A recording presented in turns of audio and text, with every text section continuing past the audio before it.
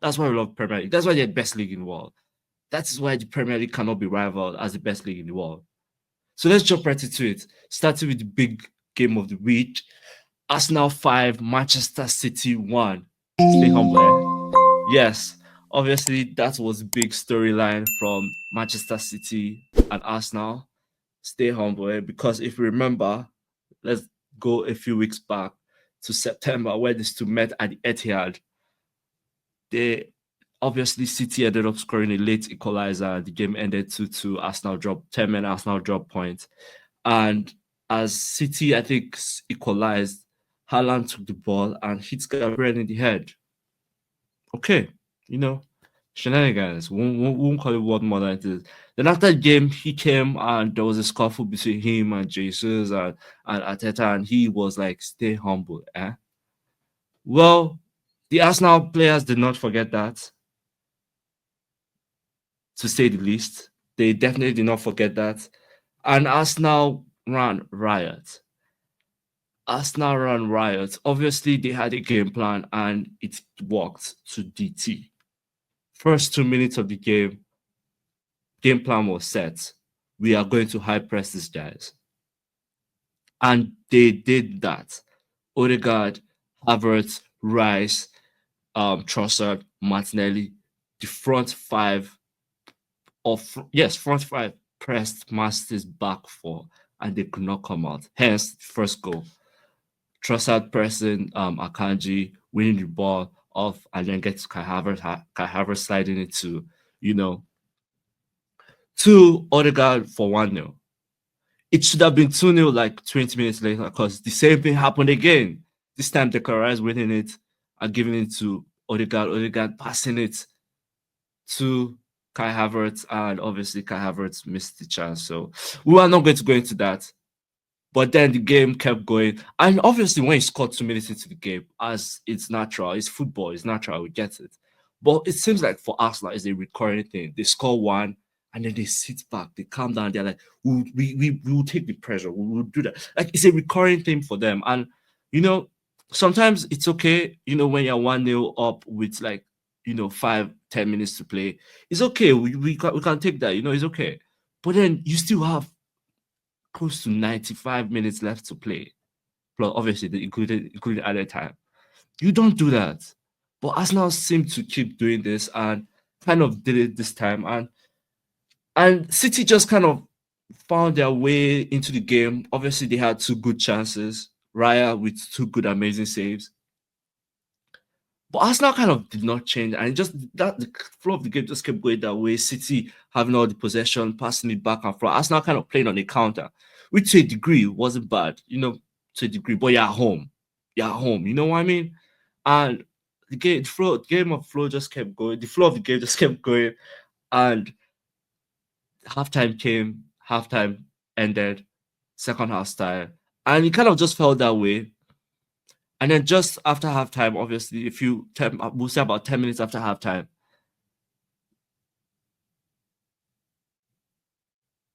Haaland equalizes. What a ball by was it Nunes or Savinho? I think it was Savinho or Nunes. I can't remember who equalized.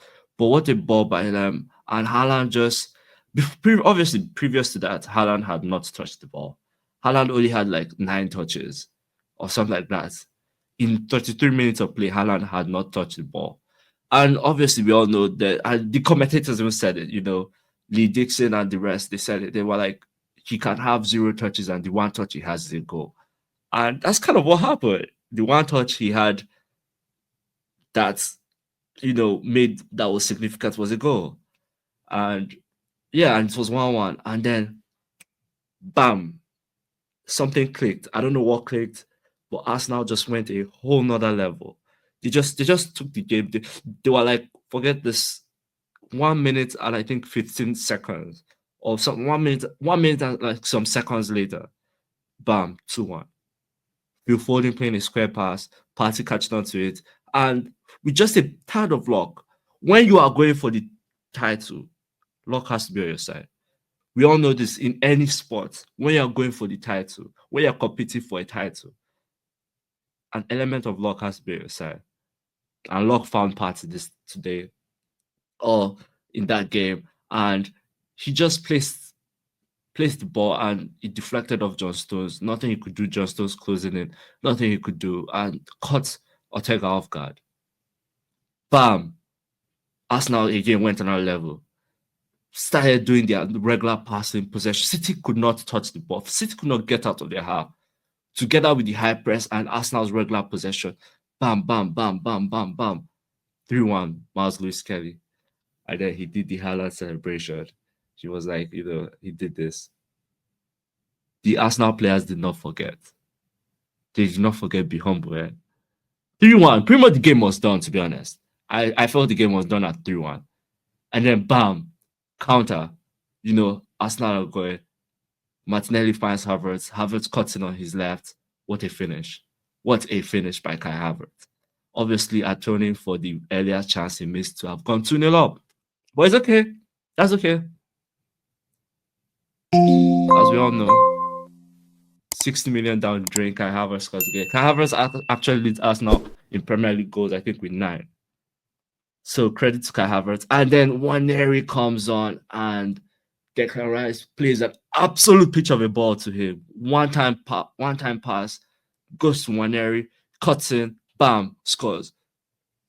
Midweek, he does the same thing.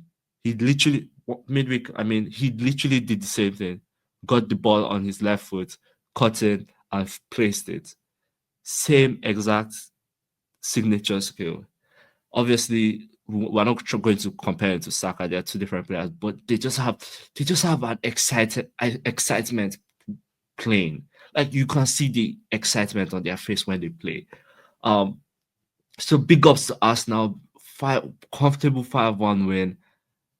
Stay humble. Humbled Manchester City, and after the game, John Stones couldn't speak. John Stones was speechless. He was like, you could see that they are not used to this. They are not used to being in this territory of losing 3, 4, 5, like or losing more than 5 games in a season. They are not in that territory. And it was crazy. It was crazy to watch. As an Arsenal fan, I enjoyed it. And obviously, there were a lot of pettiness. I think this is becoming one of the rivalries for years to come. This is becoming a rivalry for years to come. Now, what does it mean for Arsenal? Well, 6 points behind Liverpool, with obviously Liverpool having a game in hand. It's momentum builder. You always say when you're the team chasing, you always want to be just behind. You don't want to be, obviously, if the other team keeps winning, and then you can't catch up, that's a different story. But you want to put yourself in a position that when they do sleep, just when. It's not even if, it's when, because it's a long season. It is a when. And I might be wrong. I might be wrong for saying that. But when they do sleep, you want to be in position to pounce. And that's what Arsenal are trying to do, be in the position to just pounce when Liverpool sleep. So kudos to Arsenal. Big result for them. In time past, obviously Liverpool played earlier and won. This could have been a different result for Arsenal, considering the pressure was on them to win. To Manchester City, and also going back to Arsenal, this is a momentum builder going into the EFL Cup semi-final, second leg, where they trailed 2-0 to Newcastle. They are going to St. James Park. They did a big result. So I think this is a big momentum boost for them. And then for Manchester City, well, at this point of the season, you're just trying to play for Champions League spot. We all know what happened midweek, where they almost lost it to Club Brugge. It took efforts for them to even make that knockout stage. And we'll come to that in a minute. But it took efforts for them to make that knockout stage of Champions League. But they are in it, so big ups to them. At this point now, because I don't think they'll beat Real Madrid. They are playing Real Madrid in the knockout phase. Home and away, I don't think they'll beat Real Madrid. And so at this point, they are just playing to make it to next season's Champions League. Man City do need a hard reset, really strong reset. They need to reset everything.